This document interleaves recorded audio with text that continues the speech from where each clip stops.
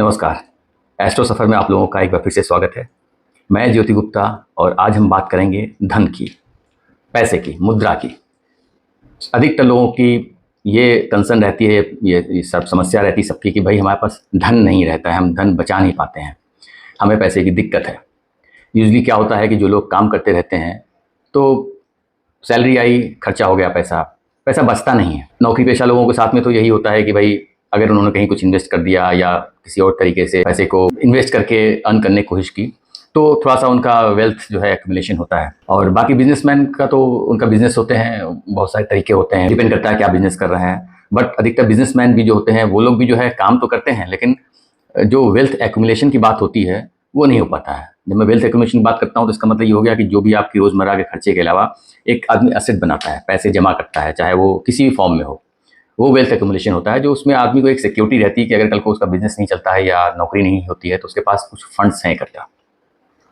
सो कुंडली के हिसाब से हम कैसे जानें कि वेल्थ एक्यूमुलेशन कैसे हो सकती है। अब जैसा आप सबको मालूम है कि देखिए, वेल्थ एक्यूमुलेशन का जो हाउस होता है कुंडली में, वो सेकंड हाउस होता है। धन संचय की जो हम बात करते हैं, धन संचय मतलब जो आपकी इकट्ठा की हुई दौलत है, वो हाउस परिवार का भी होता है, परिवार भी आपकी दौलत ही होती है। और जो इनकम अर्न करने का हाउस होता है वो 11th हाउस होता है। तो कुंडली की पोजीशन से हम समझेंगे कि आदमी जो वेल्थ एक्यूमुलेट करेगा वो पॉसिबिलिटी क्या दिखती है कि वो किस एरिया से पैसे जमा करेगा वो। तो जैसे सेकंड हाउस का जो लॉर्ड होता है तो उसकी पोजीशन हम कुंडली में देखते हैं कि वो कहाँ बैठा है, और उसी के हिसाब से आदमी जो है पैसे को बना सकता है। तो हम वन बाय वन समझेंगे कि पैसा धन संचय आदमी कर सकता है तो किस स्किल से कर सकता है, किस वजह से कर सकता है, क्या करे कि पैसे को कमा सकता है, वो जमा कर सकता है।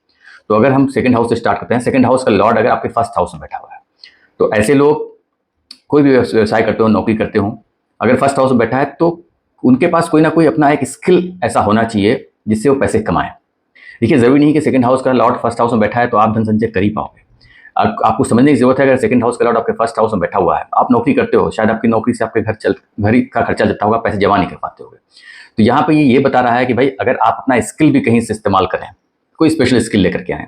अब स्पेशल स्किल किसी भी टाइप का हो सकता है, जैसे आप एक अलग से कंसल्टेंट बन जाओ, किसी पर्टिकुलर क्षेत्र में आप लोगों को कंसल्टेंसी अलग करो अपार्ट फ्रॉम योर जॉब।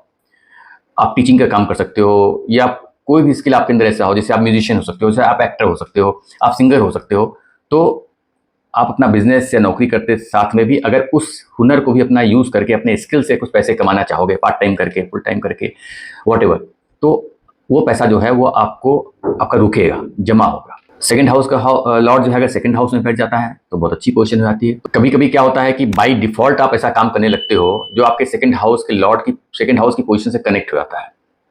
जैसे आप मान लीजिए सेकंड हाउस का लॉर्ड सेकंड हाउस में बैठा हुआ है, तो हो सकता है कि आप जो है फैमिली के साथ बिजनेस कर रहे हो क्योंकि वो फैमिली का घर होता है, या आप जो है वो हम जो नवरत्नों की बात करते हैं, हीरे जवाहरात की बात करते हैं, ज्वेलर्स भी हम ले सकते हैं उसके अंदर, रेस्टोरेंट का जो काम करते हैं, उससे अगर बाई डिफॉल्ट उनका वो पैसा वहाँ से वो कमा सकते हैं। बट अगर वो कुछ और काम करते हैं और सेकंड हाउस का लॉर्ड सेकंड हाउस में बैठा हुआ है तो उनके पास धन आएगा कहाँ से, संचय कहाँ से होगा?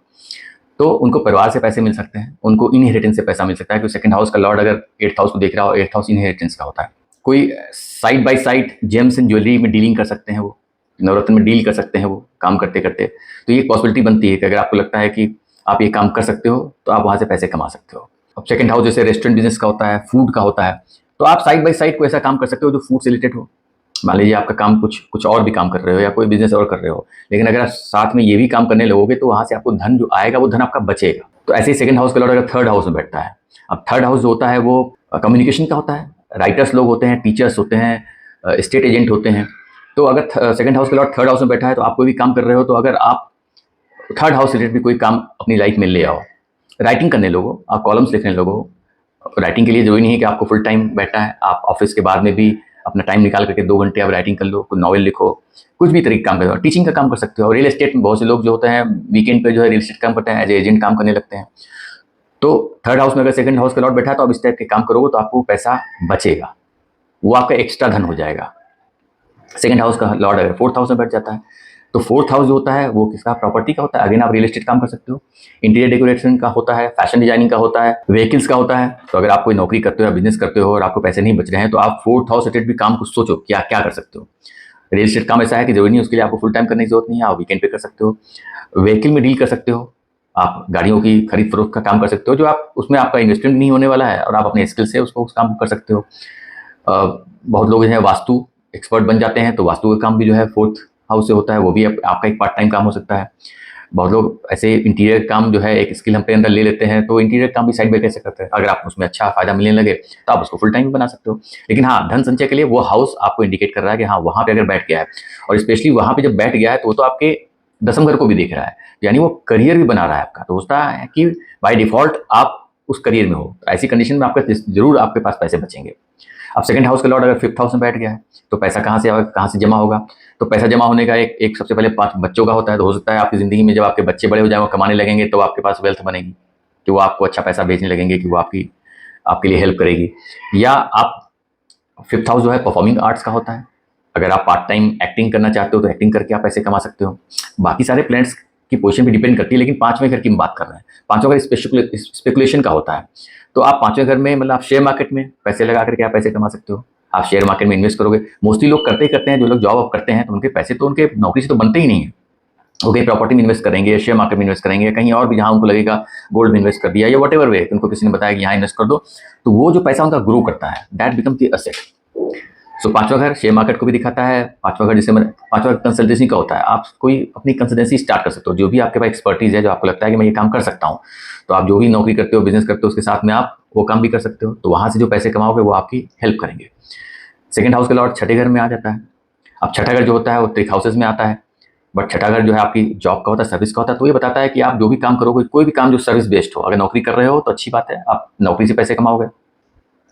या लॉयर्स होते हैं, या मेडिसिन से रिलेटेड काम जो लोग करते हैं, दवाई का काम करते हैं, वहाँ से आप पैसे कमा सकते हो। अगर आप बाई डिफॉल्ट वही काम कर रहे हो तो आपको एक अच्छी पोजीशन बन जाती है कि आपके पास पैसे जमा होंगे। लीगल लॉयर्स होते हैं, वो काम आप कर सकते हो। छठा घर जो है पेट एनिमल्स को दिखाता है, तो अगर आप कोई पोल्ट्री फार्म या पेट से रिलेटेड कोई काम बिजनेस करते हो, व्यापार करते हो, तो वहाँ से भी आपको अच्छा धन आने की संभावना बन जाती है। सेकंड हाउस का लॉर्ड सेवंथ हाउस में बढ़ जाता है, तो धन कहाँ से आएगा। हो सकता है आपकी वाइफ जो है बहुत अच्छा पैसा कमाती हो और आप भी कमाते हो, तो वाइफ का पैसा इकट्ठा होता रहेगा, क्योंकि खर्चा आपके उससे चल जाएगा। तो हम ये बोल सकते हैं कि भाई वाइफ की कमाई से जो है आपका वेल्थ एक्यूमुलेशन होगा। या अगर आप कोई बिजनेस करते हो तो अच्छा पैसा आप बना सकते हो, या आप सेल्फ एम्प्लॉयड हो, बिजनेस नहीं करते हो, लेकिन आपके अंदर कोई ऐसा टैलेंट है जो आप अपने as a professional you working, तो आप वहाँ से पैसे कमा सकते हो। और ये काम तो आप अपनी कोई भी नौकरी करते वक्त भी कर सकते हो, साइड बाय साइड आप कुछ भी अपना स्किल हो उसको लेकर के आप अपना फर्म खोल करके आप पार्ट टाइम या कुछ भी सर्विस दे सकते हो अपनी, तो वहाँ से पैसे आपको आ सकते हैं। सेकेंड हाउस का लॉर्ड एट्थ हाउस में आता है। सो एट्थ हाउस में आ गया तो ये समझ लीजिए कि आपको इनहेरिटेंस में पैसा मिलने वाला है, तो वो आपकी वेल्थ एक्यूमुलेशन हो जाएगी। जब भी पैसा मिलेगा तो काफ़ी पैसा हो जाएगा। बाकी एट्थ हाउस रिलेटेड जो काम करते हैं उनके लिए अच्छा हो जाएगा। टैक्स कंसल्टेंट्स हैं, वो काम कर सकते हैं। सेकंड हाउस जो मैंने बोला, सेकंड हाउस का लॉर्ड सेकंड हाउस में बैठा है ना, तो वो भी क्योंकि धन का होता है, तो मनी से रिलेटेड जो लोग काम करते हैं, चाहे मनी लेंडर हो जाए, जैसे होता है ना किसी के पास में पारिवारिक पैसे बहुत ज़्यादा हैं और वो कोई नौकरी कर रहा है, काम कर रहा है, तो अगर उस पैसे को इन्वेस्ट करना शुरू कर दे, मनी लेंडिंग शुरू कर दे, तो वहाँ से पैसे कमा सकता है। तो एट्थ हाउस में जब बैठेगा तो एट्थ हाउस जो है वो पैतृक संपत्ति को दिखाता है, इनहेरिटेंस के पैसे को दिखाता है। वो हाउस ऐसा है कि शायद अनएक्सपेक्टेड गेन्स का भी होता है, शायद कोई लॉटरी आपकी लक्ष्य है, तो वहाँ से आपको जो है अच्छा पैसा मिल जाएगा, जो आपकी असेट बन जाएगी। और या फिर एट्थ हाउस रिलेटेड लोग जो काम करते हैं, सर्जन्स हैं, टेक्नीशियंस हैं, रिसर्च बेस को काम करते हैं, तो उसका भी इस्तेमाल आप करोगे तो आपको धनार्जित जो संचय होता है वो आप कर सकते हो। सेकंड हाउस का लॉर्ड नाइन्थ हाउस में बैठ जाए, तो नाइन्थ हाउस जो होता है वो एक भाग्य का होता है, आपके पिता का होता है, टूर्स ट्रैवल्स का काम करने वाले लोग होते हैं उनका होता है। तो आप अगर कोई नौकरी कर रहे हो, बिजनेस कर रहे हो, तो अगर आप, बहुत से लोग क्या करते हैं, अपना नौकरी करते रहते हैं, कोई गाड़ी खरीद करके टूर्स एंड ट्रैवल में लगा दी कि भाई वो चल रही है, कोई देख रहा है, तो ऐसा कोई काम हो, वहाँ से आप पैसे कमा सकते हो, जो आपकी एसेट बनेगी।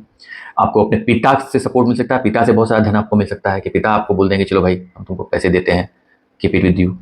और ये इनहेरिटेंस नहीं है, इनहेरिटेंस तो मतलब आपके पिता की मौत के बाद में, या जो आपकी पैतृक संपत्ति है, बाबा की दादा की संपत्ति मिलती है। बट पिता जो है वो अगर चाहें अपनी कमाई से, तो 4 बच्चे हों तो अगर किसी एक को देना चाहे तो दे सकते हैं वो, क्योंकि उनकी अपनी कमाई है, तो शायद आपके पिता आपको पैसे दे के चले जाएं। 10वां घर तो कर्म का ही होता है, अगर सेकंड हाउस का लॉर्ड 10वें घर बढ़ गया तो आप बाय डिफॉल्ट वही काम करोगे, वो काम करोगे तो ज़्यादा आपको फायदा करेगा, तो उस काम में ही आप काफ़ी पैसे बना पाओगे। दूसरे घर का लॉट 11th हाउस में अगर बैठ जाता है तो वो सोशल सर्कल से है। आप अपन में सोशल सर्कल से आप एक्स्ट्रा पैसा कमा सकते हो। आप नौकरी करते रहो, बिजनेस करते रहो, लेकिन अगर आप सोशल सर्कल में जा करके उनको किसी भी टाइप की सर्विस दे रहे हो या उनको as a consultant whatever way, मतलब अपने सर्कल में जा करके बहुत लोग ऐसे काम करते हैं कि उनका अगर अच्छा सर्किल होता है तो जो भी उनके स्किल्स होते हैं, चाहे वो प्रॉपर्टी से मैटर हो, गाड़ी में डीलिंग करने लगो या शेयर मार्केट में उनकी जानकारी है तो लोगों को एज ए कंसल्टेंट काम करने लगते हैं कि उनको बताने लगते हैं यहाँ पैसा लगाओ, वहाँ पैसा लगाओ।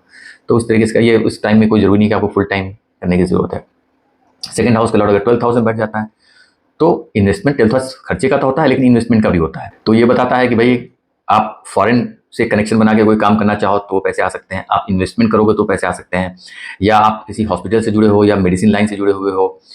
और बहुत लोग एक काम करते रहते हैं और दूसरा काम भी स्टार्ट कर लेते हैं, या हॉस्पिटल वगैरह में कुछ सप्लाई का काम आप ले लो, जहाँ पे आप मेडिसिन सप्लाई करो, या कुछ भी इक्विपमेंट्स या डीलिंग ले लो, कोई एजेंसी ले लो, वाइफ के नाम पे ले लो, घर से लोग काम करने लगते हैं। तो एक तरफ आपका जो भी काम है वो चल रहा है, साइड में आपने ये काम कर लिया।